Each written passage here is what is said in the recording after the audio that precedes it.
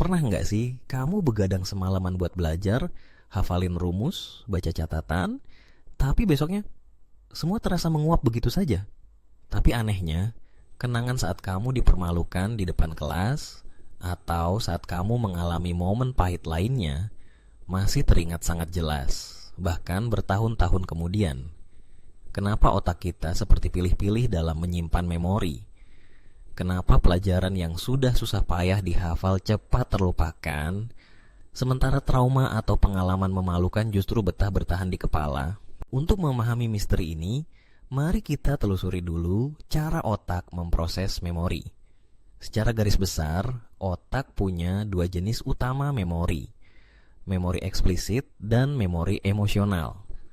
Memori eksplisit adalah memori tentang fakta, data, dan pelajaran, seperti rumus matematika atau tanggal sejarah.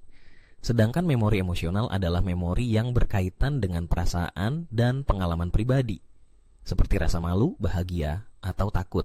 Dua bagian utama otak yang berperan di sini adalah hipokampus dan amigdala. Hipokampus bertugas mengelola informasi baru dan menyimpannya dalam memori jangka panjang. Jadi, saat kamu belajar pelajaran sekolah, hipokampus yang bekerja keras. Tapi ketika kamu mengalami pengalaman emosional yang kuat, misalnya saat dikhianati teman atau dipermalukan di depan umum, amigdala langsung aktif. Amigdala ini adalah pusat emosi, khususnya emosi-emosi intens seperti takut dan trauma. Lalu, kenapa sih kenangan pahit begitu kuat menempel di otak? Jawabannya ada pada peran emosi dalam memperkuat penyimpanan memori. Amigdala punya mekanisme khusus. Ketika kamu mengalami momen penuh emosi, amigdala menandai momen itu sebagai sangat penting untuk bertahan hidup. Secara evolusi, ini adalah cara otak agar kita menghindari bahaya serupa di masa depan. Selain itu, saat kita stres atau mengalami tekanan, tubuh mengeluarkan hormon kortisol yang justru memperkuat pembentukan memori emosional.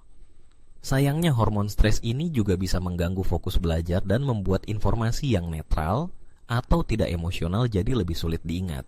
Sebaliknya, kenapa ilmu atau pelajaran sering terasa susah masuk ke otak?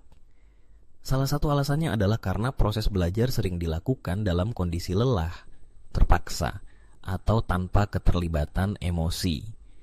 Otak tidak menerima sinyal bahwa informasi itu penting, sehingga informasi cepat terhapus dari memori. Padahal, agar info bisa masuk ke memori jangka panjang, dibutuhkan repetisi, fokus, dan emosi positif. Kabar baiknya, otak kita punya kemampuan neuroplastisitas. Artinya, otak bisa dilatih untuk lebih mudah menyerap informasi jika kita tahu caranya. Dari perspektif Islam, ada doa khusus sebelum belajar.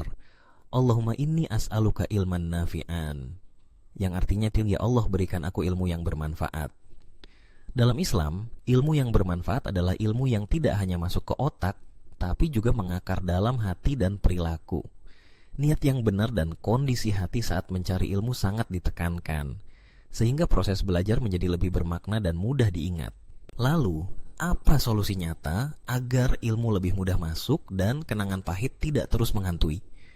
Pertama, buat proses belajar menjadi lebih emosional dan personal. Hubungkan pelajaran dengan kehidupan nyata kamu, sehingga otak menandainya sebagai sesuatu yang penting. Kedua, ubah kenangan pahit dengan teknik reframe atau journaling.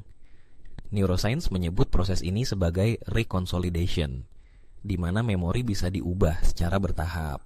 Ketiga, gunakan teknik pembelajaran aktif seperti mengajarkan orang lain, diskusi, atau membuat mind map. Cara ini memperkuat jalur memori di otak. Keempat, lakukan meditasi zikir atau mindful prayer.